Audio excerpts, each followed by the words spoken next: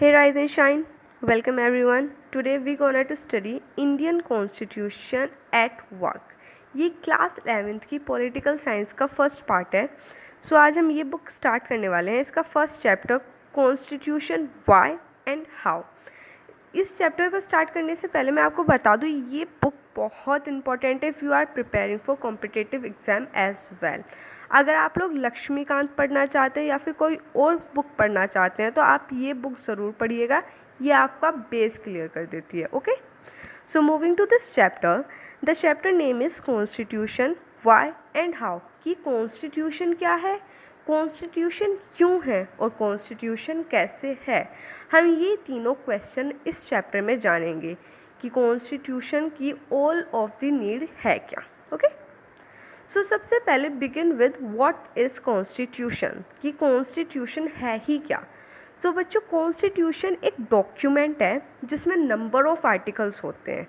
एक ऐसा डॉक्यूमेंट जिसमें बहुत सारे आर्टिकल्स होते हैं और जो आर्टिकल्स किस चीज़ के लिए ज़रूरी होते हैं, किसी भी नेशन को गवर्न करने के लिए, दैट इज़ किसी भी नेशन को चलाने के लिए. ये स्पेसिफाई करने के लिए कि कैसे कोई भी गवर्नमेंट अपना नेशन चलाएगी और कैसे वो गवर्नमेंट कॉन्स्टिट्यूट की जाएगी, दैट इज़ किन किन लोगों से बन के वो गवर्नमेंट बनेगी. ये सब चीज़ें हमारा कॉन्स्टिट्यूशन हमें समझाता है. और वो ये भी बताते हैं कौन कौन से नॉर्म्स, दैट इज़ कौन कौन से फंडामेंटल कॉन्सेप्ट जिन पे आधारित होकर वो गवर्नमेंट काम करने वाली है वो कौन कौन से होंगे. सो बेसिकली अगर देखा जाए तो कॉन्स्टिट्यूशन एक ऐसा डॉक्यूमेंट है जो हमारी कंट्री को गवर्न करने के लिए हमारी हेल्प करता है. It is a compact document which comprises of number of articles about state specifying how the state is to be governed and constituted and what norm it should follow. Okay, so this is what constitution is. Now the second question comes in our mind is that why do we need a constitution. किसी भी nation को constitution की क्या ज़रूरत है. जब constitution नहीं था क्या तब कोई स्टेट गवर्न नहीं किया जा रहा था.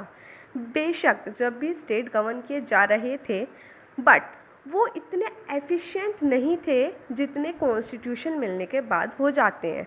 सो डेफिनेटली यहाँ पे कॉन्स्टिट्यूशन की बहुत ज़्यादा इम्पोर्टेंस है हम लोगों को, उसकी नीड सब हम पढ़ते हैं. सबसे पहली नीड होती है कॉन्स्टिट्यूशन की कि ये सबसे पहले हमारी जो गवर्नमेंट है उसकी पावर को लिमिट करता है. उसकी जो हमारी गवर्नमेंट की जो आर्बिट्रेरी दैट इज़ मनमानी मनचाही जो पावर्स होती हैं उनको लिमिट करता है हमारा संविधान, ताकि वो लोगों के ऊपर तानाशाही ना दिखा सके और उन लोगों की फ्रीडम को दबा ना सके. Second, why do we need a constitution is कि it protects the right of individual. हमारे अधिकारों की जो सुरक्षा करता है वो भी कॉन्स्टिट्यूशन करता है. That is why the constitution is called as the guardian of our rights. Third point is कि it establish principle of rule of law. वो कानून के लिए नियम बनाता है, नियमों के लिए कानून नहीं बना तो वो कानून के लिए नियम बनाता है. Okay, it save the state from anarchy. Basically बच्चों, एनार्की एक ऐसी सिचुएशन होती है जब किसी स्टेट की जो कॉन्स्टिट्यूशनल मशीनरीज होती हैं दैट इज़ जो गवर्निंग सिस्टम होता है वो फेल हो जाए. तो उस वक्त क्या होगा. ऐसा ज़रूरी है ही नहीं कि किसी भी नेशन का या फिर किसी भी स्टेट का गवर्निंग सिस्टम कभी फेल नहीं हो सकता. ये फेल हो सकता है and it is very common. तो उन सिचुएशंस को कैसे हैंडल किया जाएगा जब कोई आपके पास कोई पर्टिकुलर रूलर ही ना हो, तो उन सिचुएशन को कैसे हैंडल किया जाएगा ये भी हमारा कॉन्स्टिट्यूशन ही हमको बताता है.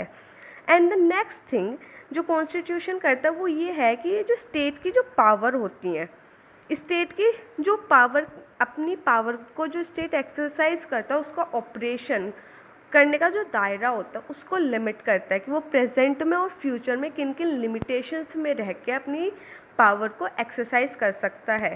So guys, all these are the needs of constitution जो हमें बताती हैं कि कॉन्स्टिट्यूशन की ज़रूरत क्या है और क्यों इतना ज़रूरी है. ओके, फंडामेंटल लॉ इस्टेब्लिश करने के लिए, हमारे राइट्स को प्रोटेक्ट करने के लिए, रूल ऑफ लॉ बनाने के लिए, एनार्की जैसी सिचुएशन को हैंडल आउट करने के लिए एंड सरकार की ओर पावर का दायरा लिमिट करने के लिए.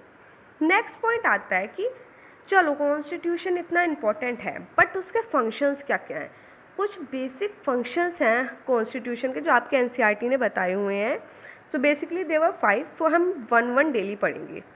सो the first function is constitution allow coordination and assurance, that is constitution ही वो चीज़ है जो किसी भी राष्ट्र में ज़्यादा से ज़्यादा तालमेल और लोगों में कोऑर्डिनेशन इस्टेब्लिश करता है। अब यू पीपल आस्क कि हाउ दिस पॉसिबल, और हाउ कैसे इस्टेब्लिश करता है। सो हम ये एक एग्जाम्पल से पढ़ते हैं, और एग्जाम्पल हम बड़ा ही जेन्युइन और कॉमन सा लेते हैं कि आप इमेजिन कीजिए कि आपकी क्लास टीचर आप ही की क्लास में से 10 बच्चों का एक ग्रुप बना रही है 10 बच्चों का, और उनको एक टास्क दे रही है कि आपको अपकमिंग एनुअल डे पे पूरा स्कूल आप 10 बच्चों को डेकोरेट करना है।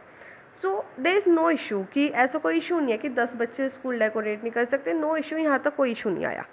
बट इशू अब आएगा कि आप जो 10 बच्चे हो, आप लोग 10 के 10 एक दूसरे से बिल्कुल डिफरेंट हो। From each and everything you guys are totally different. Like for example, आप लोगों के रिलीजन अलग है, दैट इज़ आप जिन धर्मों से बिलोंग करते हैं वो धर्म अलग है। आप लोगों की हॉबीज़ भी बिल्कुल अलग है। आप लोगों के लाइफ के जो एम्स हैं, जो गोल्स हैं, उनकी फील्ड्स बिल्कुल सेपरेट है। Some wanted to be civil servant, some wanted to be engineer, some wanted to be doctor, some wanted to be actor, etc. That is totally different. Some are vegetarian but some are non-vegetarian. तो जो आप लोगों में एक दुनिया बना रहा है। नेक्स्ट पॉइंट आता है, कुछ लोग आप में से चाह रहे हैं कि जो डेकोरेशन है वो बहुत ज़्यादा हैवी हो, बहुत ज़्यादा दिखने में भी बहुत ज़्यादा कूल हो, बट कुछ चाह रहे हैं कि इससे स्कूल डेकोरेशन कुछ लाइट सी डेकोरेशन कर लेते हैं। सो आप लोगों का जो टेस्ट है वो इतना डिफरेंट है कि आप लोगों की फिल्म टू बुक कुछ भी चीज़ें मैच नहीं करती हैं, और आप 10 डिफरेंट लोगों को टास्क दिया गया है कि आप एनुअल डे के लिए स्कूल तैयार करेंगे। So how is this possible? आप लोग टोटली डिफरेंट, आपकी कुछ चीज़ मैच नहीं कर रही है, how guys you coordinate with each other. So अब क्वेश्चन यही आता है कि how guys you manage the task given by your teacher. आप उस टास्क को अकम्प्लिश कैसे करेंगे, ख़त्म कैसे करेंगे, दैट इज़ उसकी अपने डेस्टिनेशन पे कैसे पहुँचेंगे।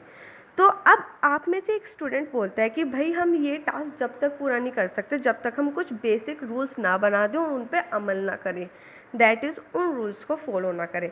Unless basic rules unless the task complete, that is जब तक बेसिक रूल्स को फॉलो ना किया जाएगा तब तक ये टास्क नहीं होगा।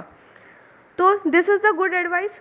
अब आप लोग कहते हैं कि ठीक है चलो रूल्स बनाते हैं। अब आप 10 लोग अपने इस टास्क के लिए क्या रूल बनाएंगे कि कोई मोबाइल यूज़ नहीं करेगा वर्किंग टाइम में, कोई भी डेस्टिनेशन पे लेट नहीं आएगा, बिकॉज पहले आप स्कूल करेंगे एंड फिर आपको अपना टास्क प्रिपेयर करना है, तो उस चीज़ के लिए आपको टाइम मैनेजमेंट बहुत ज़रूरी है।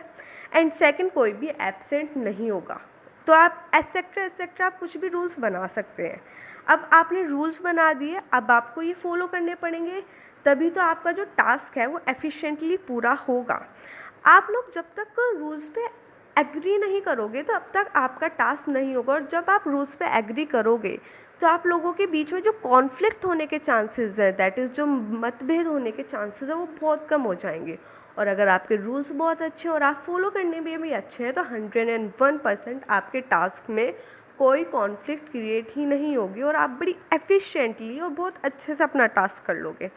तो बच्चों जस्ट ऐसे ही हमारे कॉन्स्टिट्यूशन का भी सबसे पहला फंक्शन यही है कि वो कुछ ऐसे बेसिक रूल्स हम लोगों को देता है जो हमारी सोसाइटी में, हमारी गवर्नमेंट में ज़्यादा से ज़्यादा तालमेल बिठा सकें, ताकि लोगों के बीच में, सोसाइटीज़ के बीच में, गवर्नमेंट के बीच में कोई मतभेद ना हो, ताकि हमारा जो सिस्टम है, हमारा जो इंडियन नेशन है, उसको अच्छे से गवर्न किया जा सके। This is the very first function of our constitution. तो समझ में आया कि कॉन्स्टिट्यूशन क्या है? एक कॉम्पैक्ट डॉक्यूमेंट है जिसके अकॉर्डिंग हमारी कंट्री गवर्न की जा रही है। फिर हमने नीड्स पढ़ी कि क्या क्या नीड्स हैं। फिर हमने पढ़ा कि फर्स्ट फंक्शन ऑफ कॉन्स्टिट्यूशन क्या है, to allow minimal coordination and assurance. ये हमने एक एग्जाम्पल के थ्रू पढ़ा आप ही की क्लास से। सो आई होप आप लोगों को ये फर्स्ट फंक्शन ऑफ कॉन्स्टिट्यूशन समझ में आया होगा। If not then please comment कीजिएगा, मैं आपको समझा दूँगी।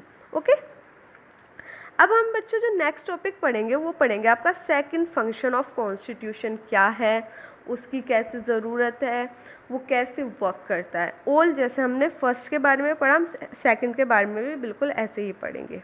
Okay, rise and shine, take care, bye.